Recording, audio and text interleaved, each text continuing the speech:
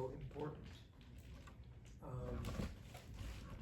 Henry Cowell was a, I guess we could say,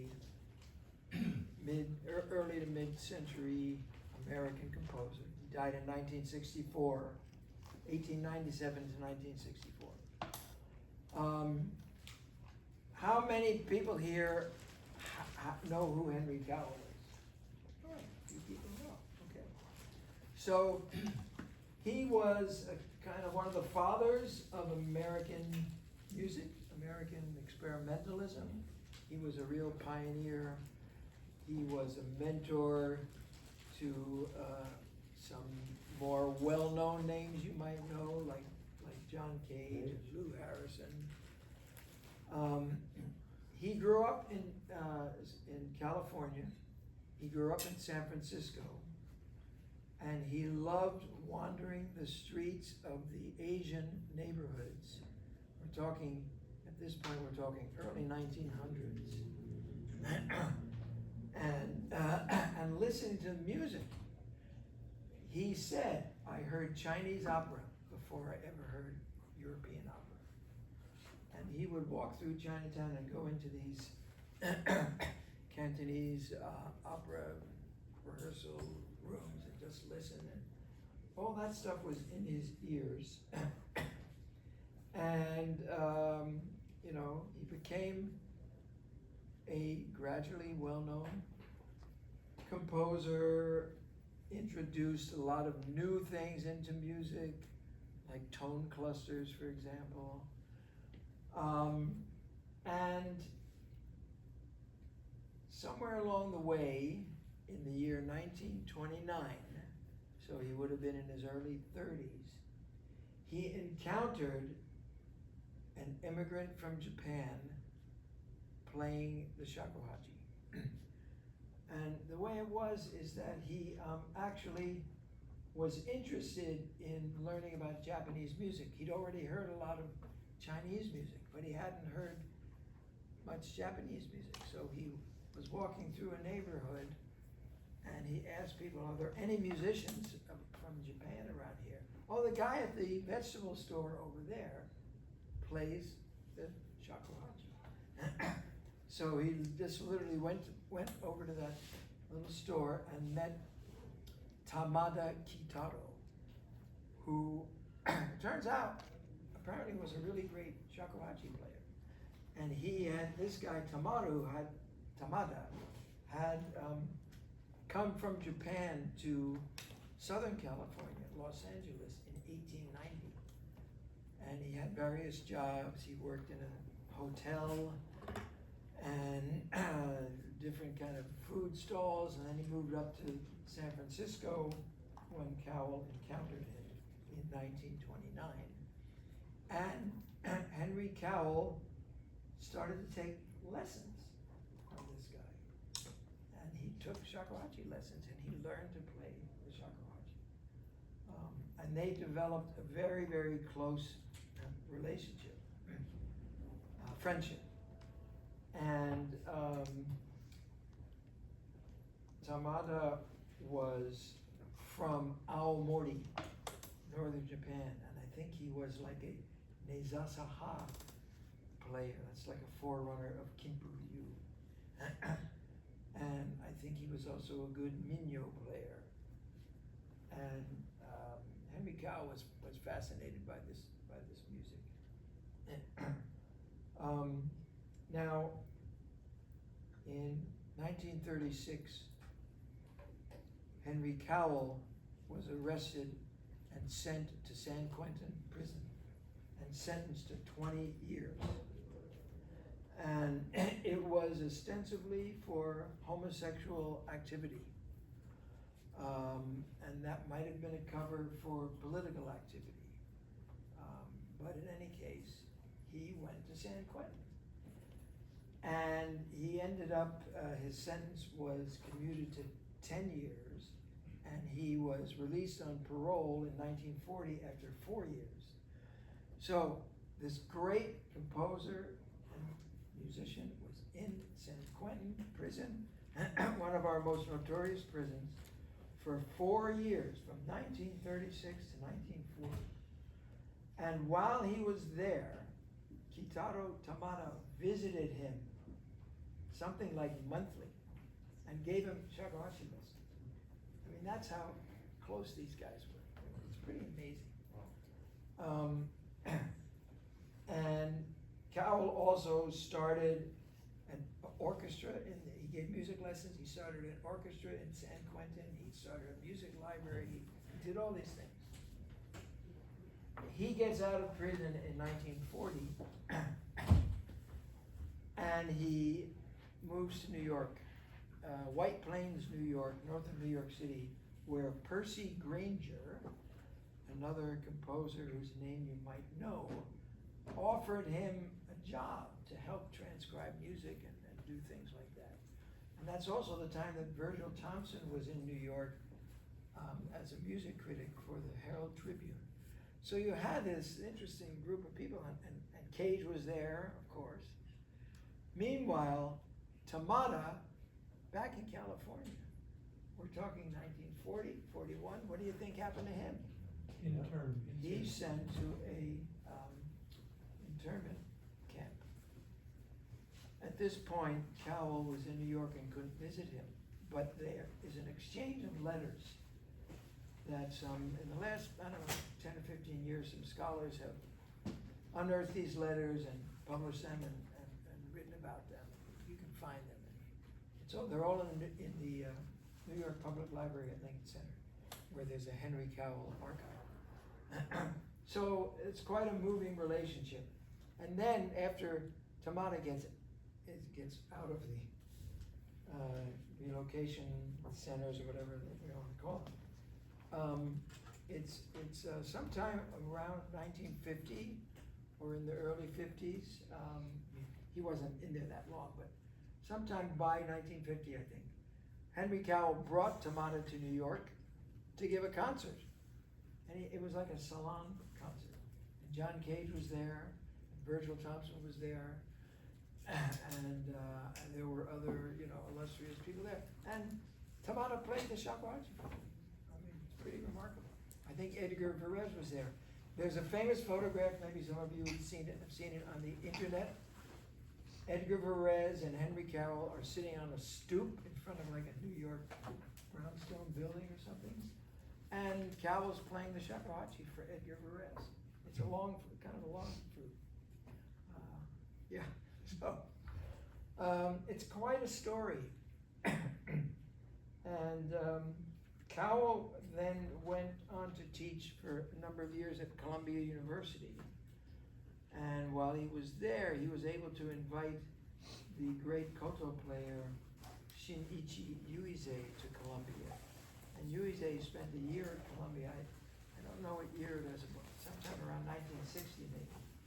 And Cowell composed a koto concerto that was premiered at Carnegie Hall with Yuize and I don't know which orchestra it was, but an illustrious orchestra in New York. So, all these things are happening. About this piece now, Cowell wrote this piece in 1946 for Tamada. I think we can assume, there's no record of it, but we can assume that if Tamada came to New York in the early 50s and played this concert that Cowell arranged, and it was an informal concert in someone's home, I assume he must have played this piece. This piece was, I don't know if lost is too strong a word, but people didn't know about this piece. And then a composer named Peter Garland, who published a journal called Soundings for a number of years. Tom, you might know about Soundings. Yeah, a significant repository of scores. So I don't know how long it was published. Yeah, and It's so documenting these in the 80s traditions. maybe he was publishing this. And I think in the early 90s, he had this score in Soundings, and I saw it there. And I became fascinated because I'd never heard of this piece. And so I knew some people who had some connections to Henry Cowell. Of course, he was deceased by this time, but his widow, Sidney Cowell, was in charge of his estate. So I got permission to kind of learn to play this piece and see if I could perform it. And I first performed it at the Henry Cowell Centennial Concert in New York City in 1998. Cowell was born in 1897, but they didn't get around to this concert until a year later. And Lou Harrison, you guys know Lou Harrison, right? I mean, a very important composer, was there. He was one of the organizers of this event, and I had a chance to discuss this little score with him. And it's a great privilege of mine to get this kind of input. And basically, he said, "Oh yeah, you know, Henry would want you to just play this any way you want. You know, you don't have to be so precise about what's written here. Find your own way through this." And that struck me as, you know, that's like Shakuhachi notation. You know, it doesn't give us everything we need, and we can kind of like, after we know the basics, we might find our way through it in our own interpretation. So that's some of the background about this amazing piece. And then I played it a lot over the years, and I made a recording in 2015, I think, called The Universal Flute, that has this and other American composers' compositions. And you can find this on my YouTube channel called Shakuhachi Hermit. So, and I should have brought a recording because I can't play it so well now. Okay. Any questions about that little story I just told? It's a very touching story, I think. Yes? I do have that recording on my phone if you want to play it. I We know. don't rather hear you All play right, well, live, you but- can suffer through me. Okay. Yeah.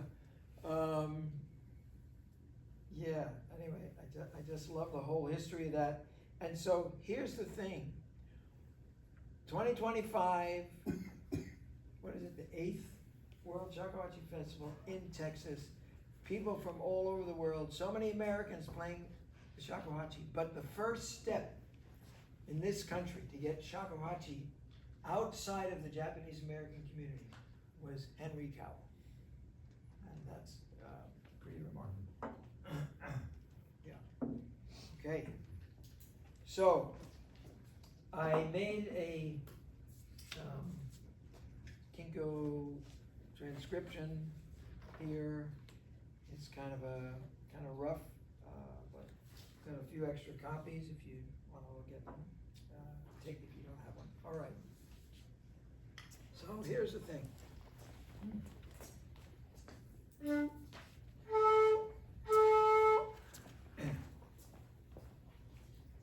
One of the things that's happened to me as I have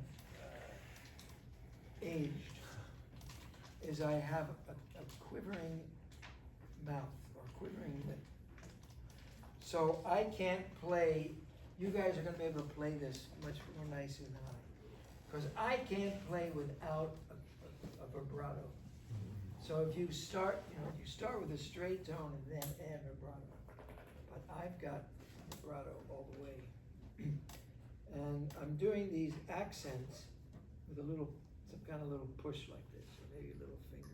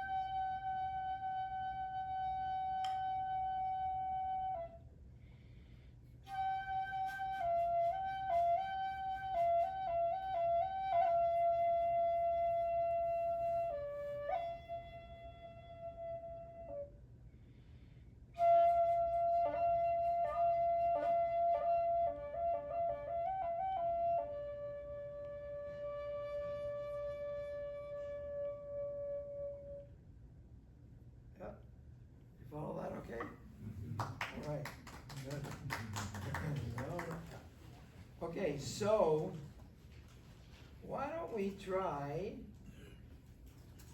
I like to start with a little swoop up. Or you could play, or you could play, or you could play anything, any way you like to begin a G. Any way you like to begin a G. Yeah.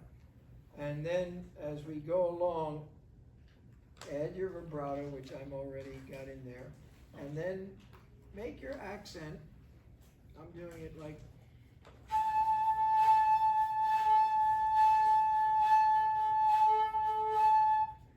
On the, if you're looking at the Shakuhachi notation, little signs that look like that are the accents. Okay, so let's try the first, by the way, the breath marks that are here are written in by my pencil. Oh, this is Henry Cowell's own handwriting. And this score is in the New York Public Library at Lincoln Center. You can go and see it. And there's actually another score, which is in a different handwriting, but it's also, I think, his handwriting. It's just he wrote it twice and it looks a little different. Is slow dignity vibrato a technical term, or is that just a... Pardon me? When it says slow dignity vibrato, is that a technical term, or is that like a... Okay, so what it says here is, thank you for pointing this out, I should have mentioned it at the beginning. He dedicates the piece to his teacher. Tempo rubato means, we've got the flexibility. And with slow dignity refers to how to play the piece, not the vibrato. And underneath that, he's got the squiggly line, and that's vibrato. That makes sense. Yeah, but his idea was, please play this with slow dignity. Nice. And that's a beautiful phrase. That's a beautiful phrase. Yeah. If you can't make it all the way to where my first breath mark is, that's okay. A friend of mine's been playing this piece on bansuri, Indian flute, and he kind of goes, sorry.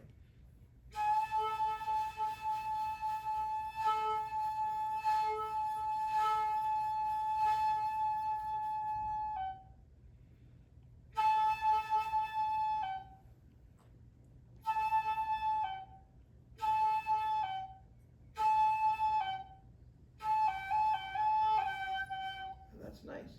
That's nice. You can do that. But let's try to go to that first breath mark. If you're looking at this notation, the first breath mark, and if you're looking at the Shakuhachi notation, it's the first line down to where there's a horizontal breath cutoff. So let's try it. Here we go.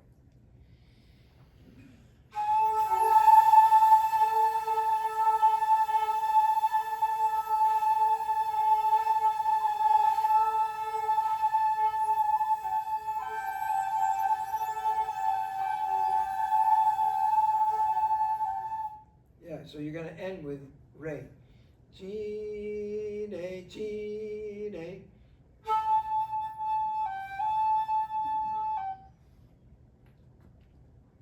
How many people are looking at the Shakuhachi notation? Oh, okay. Let me refer to that. Mostly, yeah. So we have chi. I'm sorry. Chi.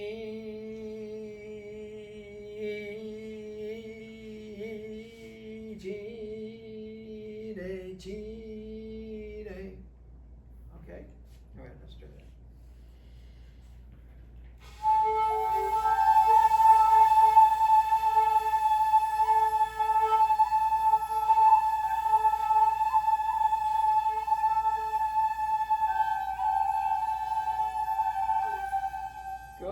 Good. And now we're gonna go chi de chi de chi de chi de chi de chi de chi. I'm sorry. Chi de chi de chi de. So the second part is, I got the wrong list. All right.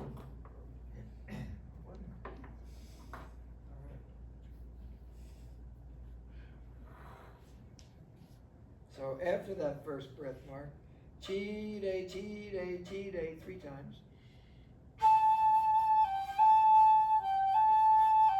And then the second line.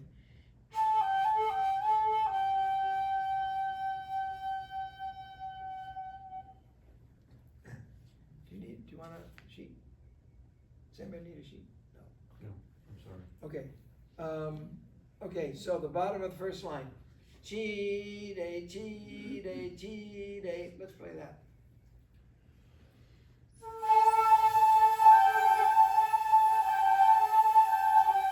Okay, good. And then you continue. Chi de, chi de, chi de. Let's do that.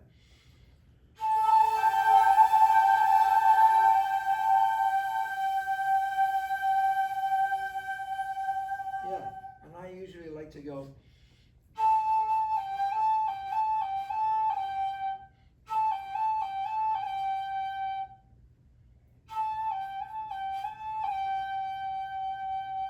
Yeah, if you like that, you can do it. Little bounce. Hmm? Little bounce. Yeah, little bounce, right. Yeah. Yeah, the previous session here, the translator was using the word injection. And I thought that was so cool, you know. I never did, but there's a little injection right there. Yeah. Okay, so let's play from the beginning right to there, to the second breath block.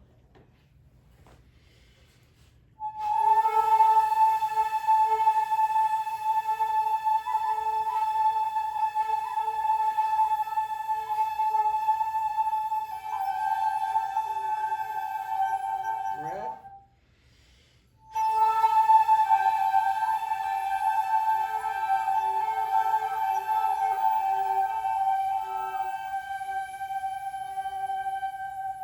Great.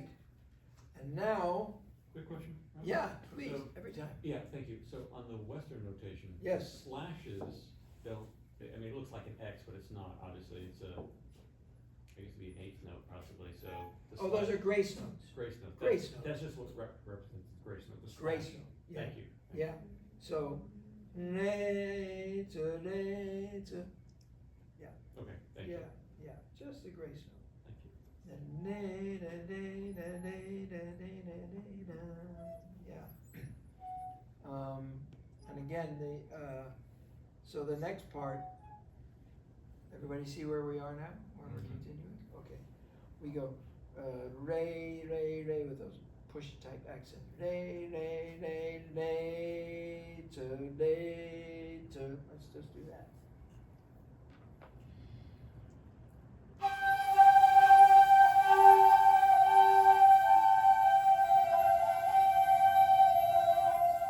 Good, good. And decide for yourself. I'm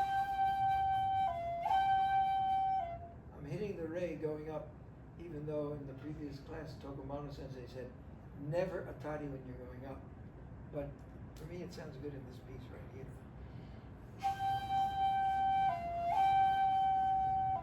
If you like it, if you like it. And then, Shakuhachi notation, top of line 3, Western notation, third line.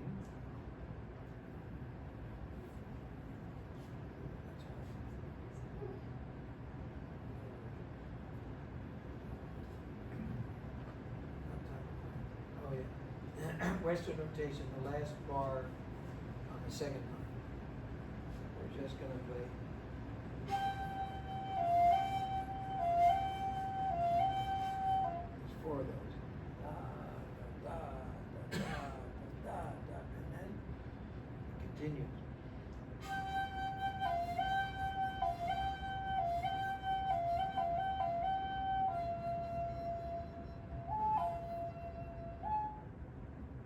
Everybody see that?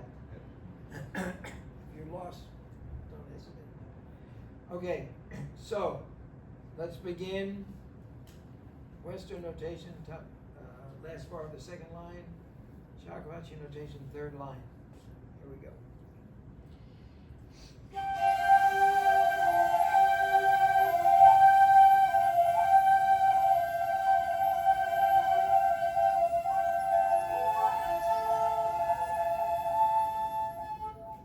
so this.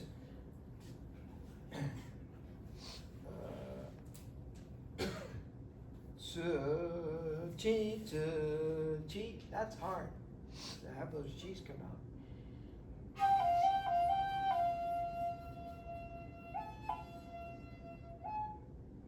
That last G sometimes doesn't want to come out. I find you want to play it very softly. That wasn't even soft enough. If you crack open your thumb hole right at the time you come to that G grace note, it helps the note come out and be soft.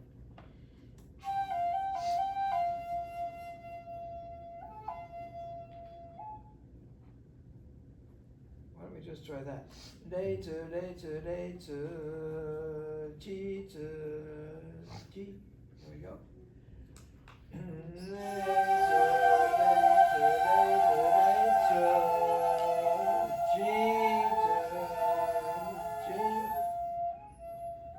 Yeah. Ah, sliding. Someone was sliding up. That's okay. It's not written that way, but I was Lou just Harrison trying to told me I define can that. play it any Yeah. way I want. So it's okay. Make it work, you know? Yeah. Oh, very nice. That was because you have a kinship. All right, does that feel good? Yeah. All right. Now comes the tricky part for me. It's if you're on the Western notation, it's the thing with the sixth. A to B flat. If you're on the Shakuhachi, it's the fourth line. Okay, so you could play chi to himeri. Some of you know I have a hand injury in my left hand. And one of the hardest things for me to do is move from chi to himeri. It really messes me up. So I'm using san no u. You could go. Okay, I'm going.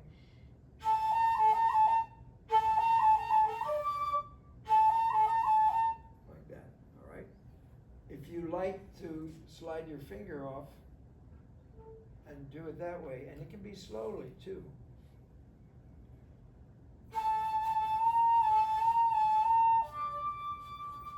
So if I was doing that way, I would play the high D as go no ha. Kinko's go no ha.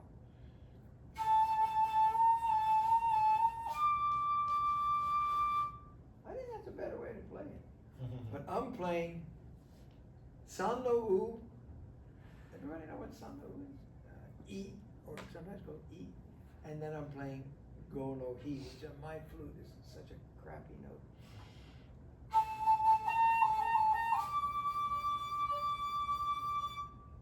So, either one of those two ways is fine. Okay. Which way do you think, Stan? Whatever they find easiest.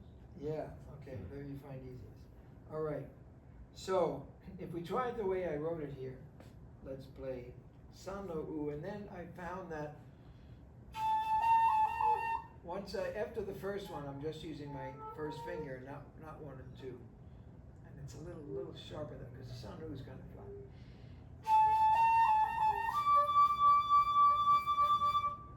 Okay? So, not so fast, like da da da da da da dee. Okay?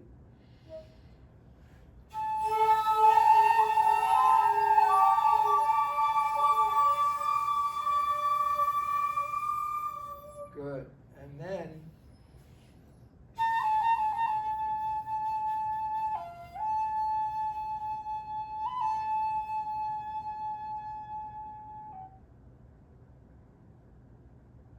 see where that is? Let's try that.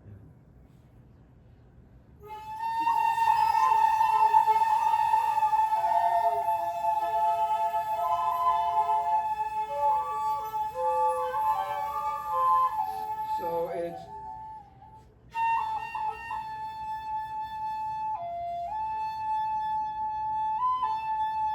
to go up to the he, just lift your finger. Don't do the just your finger because it's short.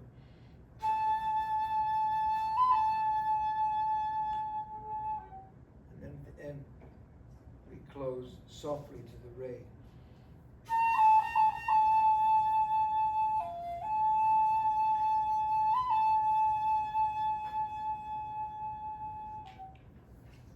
Okay, let's try that again. Here we go. Where we starting? Okay, which notation you looking at? Japanese. We're at the bottom of line, second half of line 4. Second half of line 4. Oh, after the breath one, okay. Yeah, right after the breath. Yeah. Okay, here we go.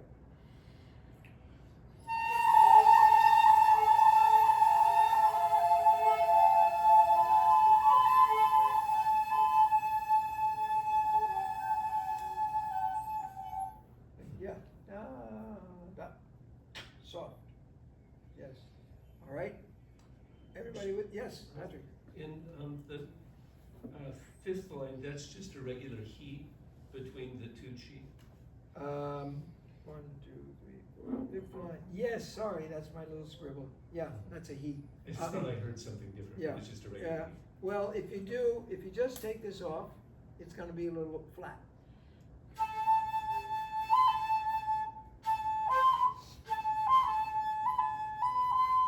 Yeah, but I think I don't like the effect if I go.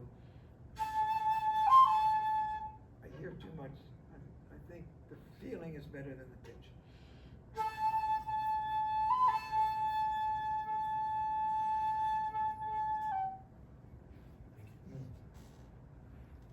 Okay, should we continue? Okay, all right. First, second, third, fourth, fifth line after the breath mark.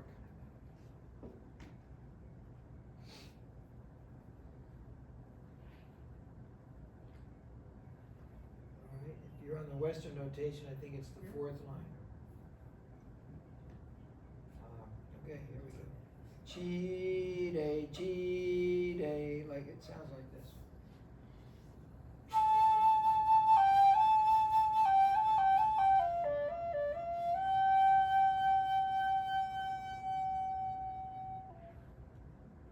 Okay, let's try that.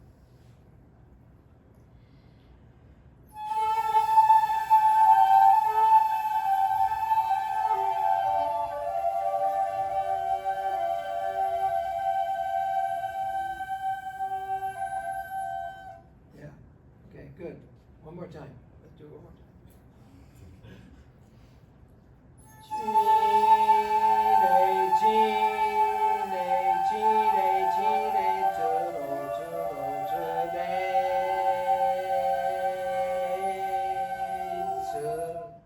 Oh, that was much better. Good. Then, You conducting. yeah, okay, well, then.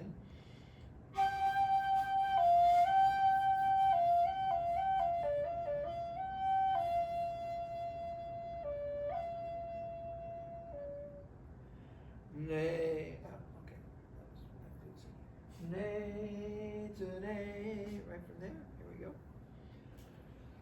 Nay to nay.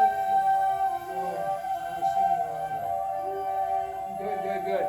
Yeah, let's try it. Let's try again. My singing was bad. Let's try again. Great.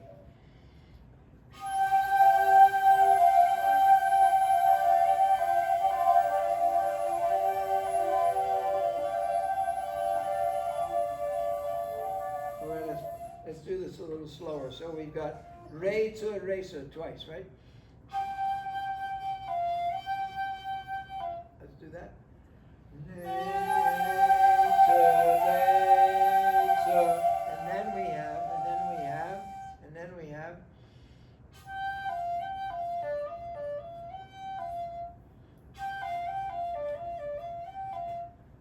D.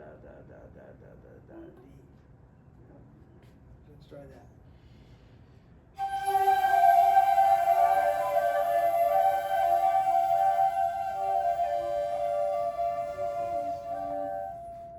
And then 4 times.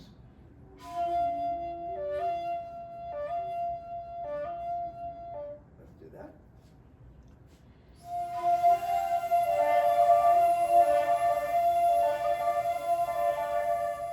Good. And then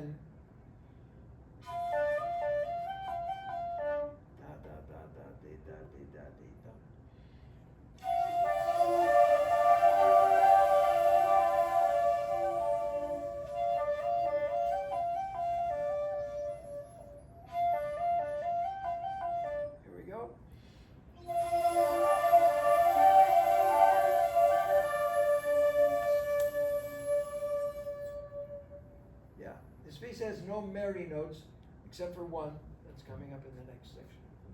So it's really built around sort of minyo folk music feeling. Okay, how we doing? All right, any questions? Okay. Why don't we go from the beginning and play to there? That would be fun. Okay, let's try it. Here we go.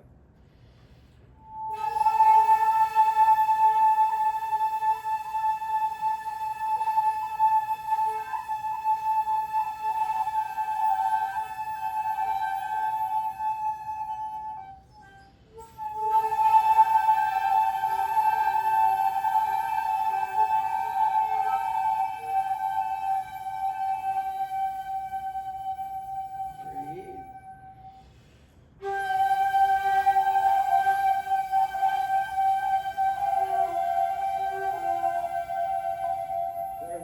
Third line.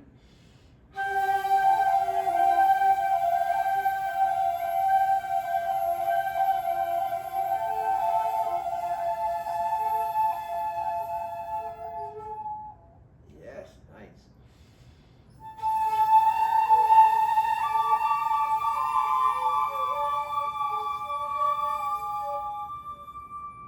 Next.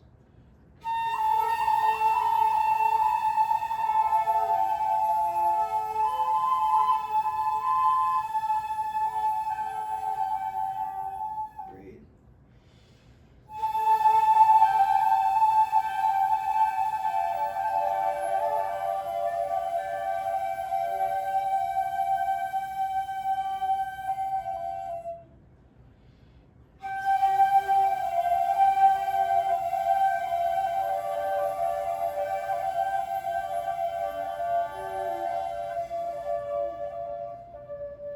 Good. Tsudo.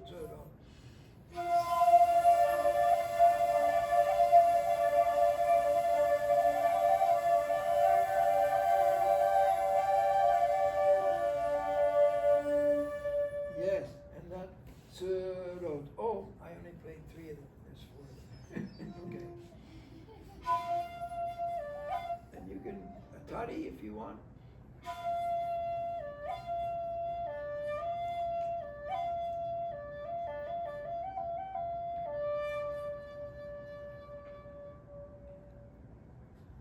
Okay. Okay. Now we're going to come to the re-merry. So the last line on the first page, or the last 2 bars of the first, second, third, fourth, 5th line of Western music.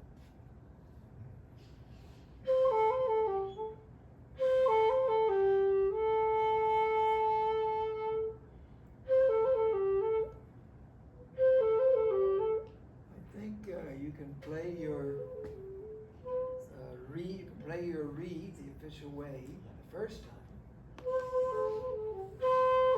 and then after that, just lift your finger off.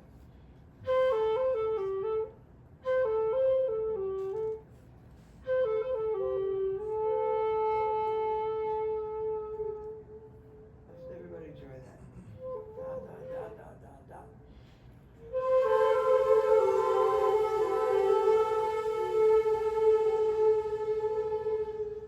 Okay, now comes a special part of the piece. Re-merry to cheat. So remember, I was telling you, re-merry and cheat. This is very bad for my hand trouble. So you can play it like that. So I had to come up with another way because that really hurts my hand. So I play the re-merry, but I only close. What do I do? Oh yeah, I only close 1 hole, not 2 holes. And then to play the G pitch, I close this hole and lower my head a bit.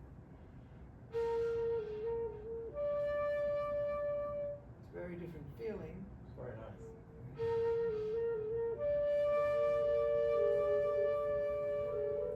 And I think it's nice. So if anybody wants to try that, you can play what's written, re, mi, re, and chi, but if you want to try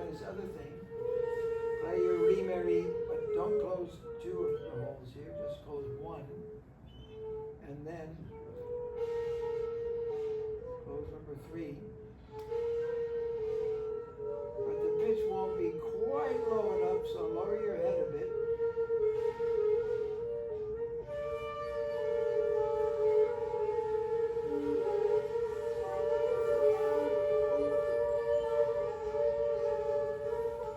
Yeah.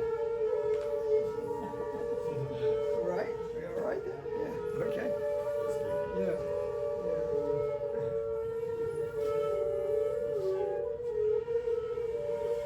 Okay. Then, okay, so let's hear everybody try that. One way, either way is fine.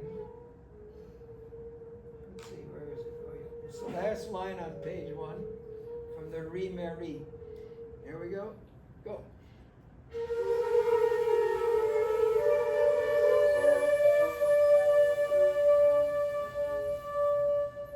Okay, then we're gonna play slowly.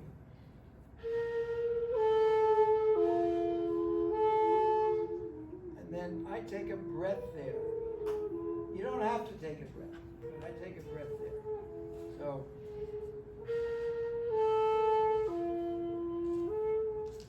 And then continue.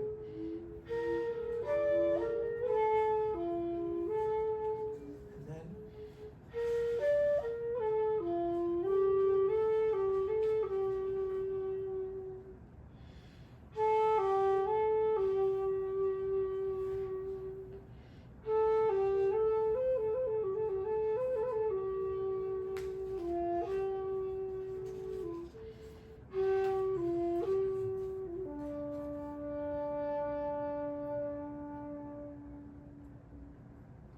Okay, so let's see. From the last line on page 1, let's play from the top phrase. Re to chi, this one.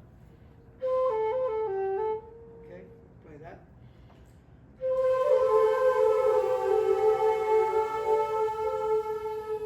And now the next phrase.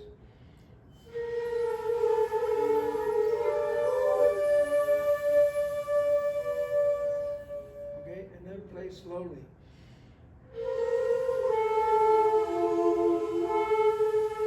Breath, and then breath, and now continue on page 2.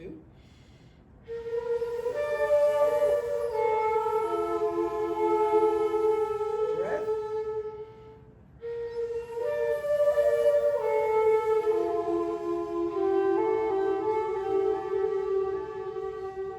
Breath.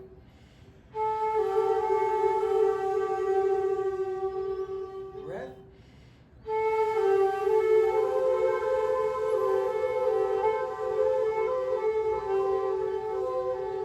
So it's the second line on page 2. Chi de, chi de.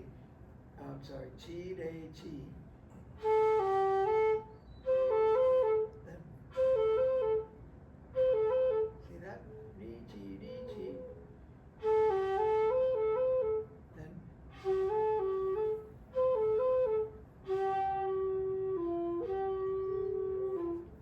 that's the end of line 2. Can you follow? Okay, good. So let's play after the breath mark at the top of line 2. Chi de, and then re.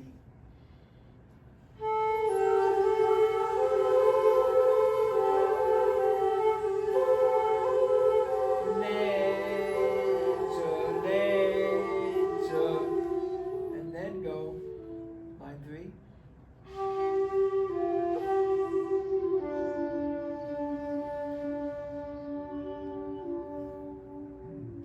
So very simple.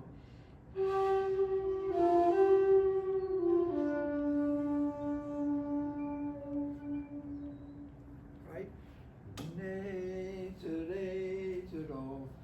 And if you're a Kinko Ryu player, you play Rokudan, you do this thing. So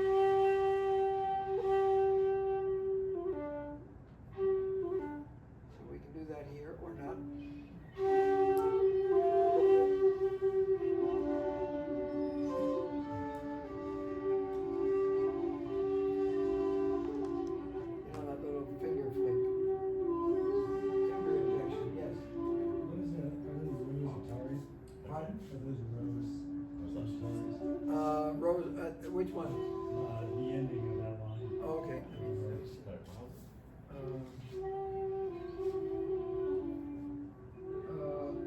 Oh, that's a hold.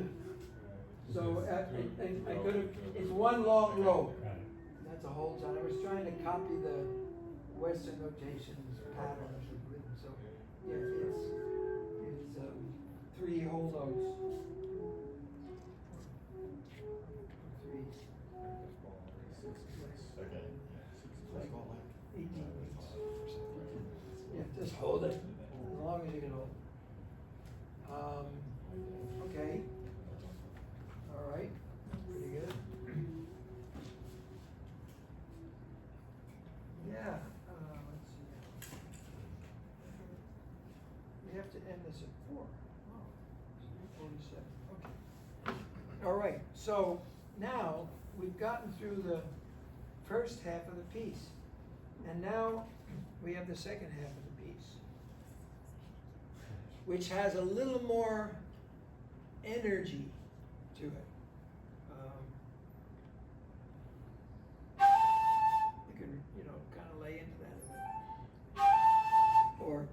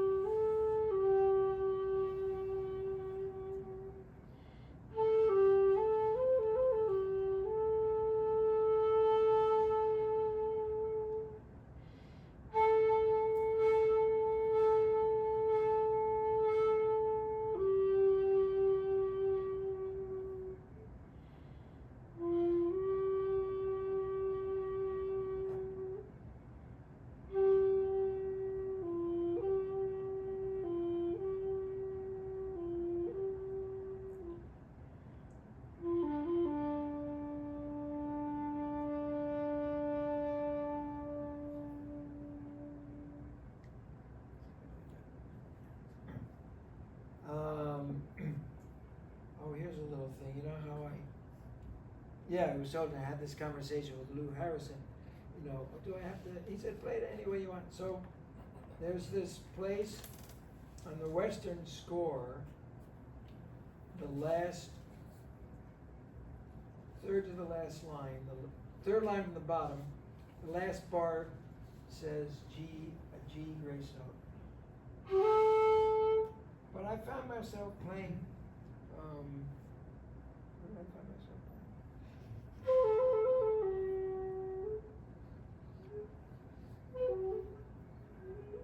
When I come to it, I found myself playing a different note. And I asked him about it, and he said, that's fine. Okay. All right, let's try from this new second half. The second half begins on page 2, third line, 1/3 of the way down, after the dot with the circle line. And you start that Ray G. It's kind of nice to go like this.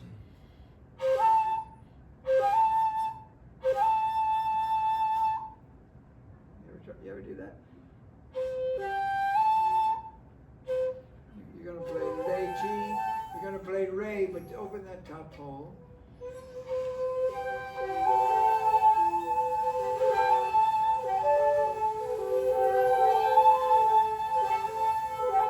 Or just Ray G.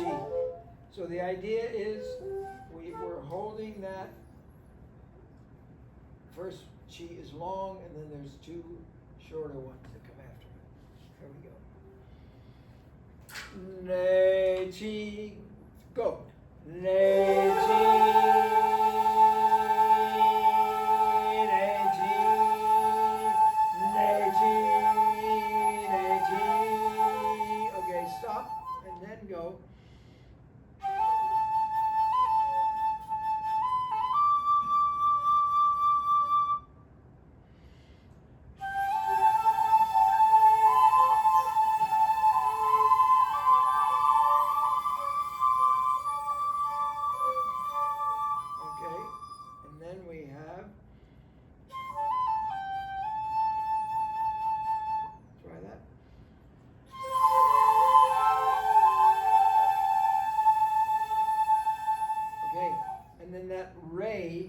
of that array that's written in there more as a pickup to what comes next.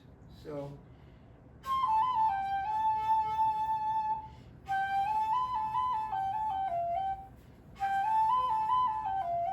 Oh. Here we go.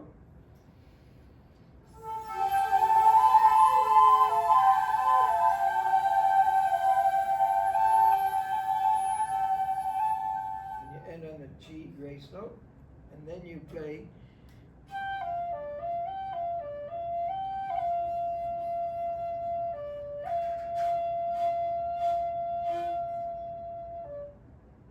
Okay. Later, later.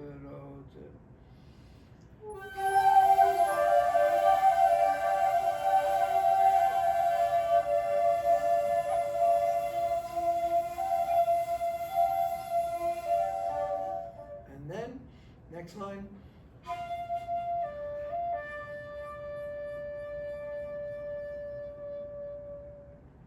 Ta-da, ta-da,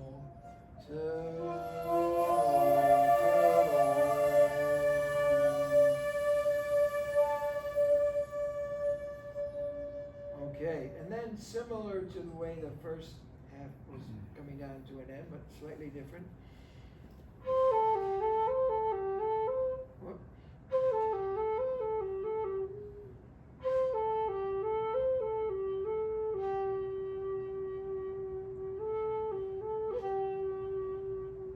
Okay. Here we go.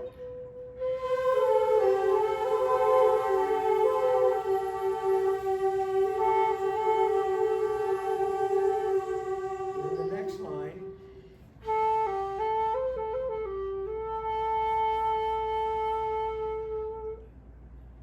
Top of the line.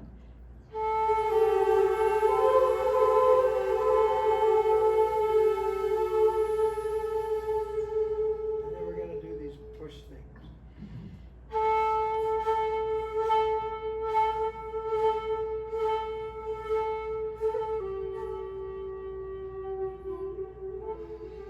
Oh, that's the place I wrote a tsude. Yeah, you can play either tsude or chide. So it's.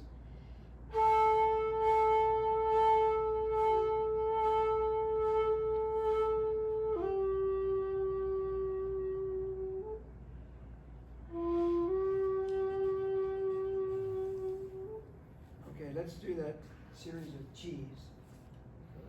Sensei, those pushes, is that just with diaphragm? No, I'm going like this. I'm going like this. Oh, it's out here. Yeah.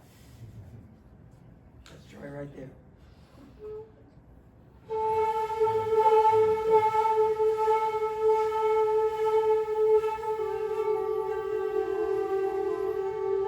Breath.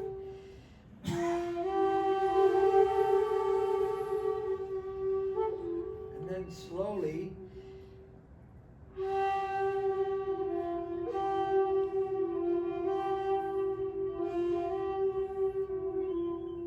And then.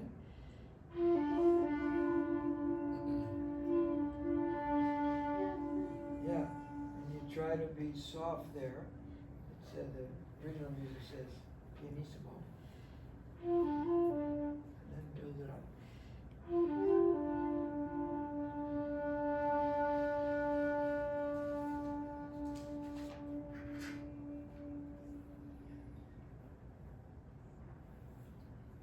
So, Quick question. I'd love to do it again, but, we're supposed to stop. We have a concert at 4:30. Are there questions? Just at the end of the Cape of Rotation, Yeah. the last two, is that just the Ray, The row? the E, well, Oh, and I'm sorry. Which is it? The last line? The last two times you left. Oh, the end of the gig. Oh, Tome, stop. The end. got it. Stop. Yeah. I just wanted to ask, like, I presume you have no idea, but did you have any sense of how Kate Madam might have played it, like, style-wise? How Tamada might have Yeah, played yeah, it? yeah. No, but, you know, if he was an Aomori player, he probably did that that shaking thing that you hear today in review, and I do that with my Yeah. mistaken messed up mouth, so maybe I'm okay. No, I don't know. I don't know how he, but I think it might have been like when you get to these phrases.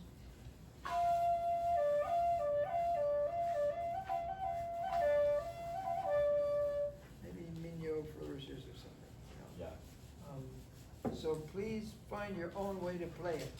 So on my Shakuhachi Hermit YouTube channel, I've got 3 different versions of this. One is from the CD, another is from a concert at the Seattle Matsuri. It's a video. And then the third is a duet with Bansuri, Indian flute. And that's nice. And if anybody wants a lesson on this, I'll give you a free Zoom lesson. Just Zoom me up, contact me, and we can have a lesson. Yeah. And thanks so much for coming. I think it's a special piece, and I'd like more people to play it. If we can.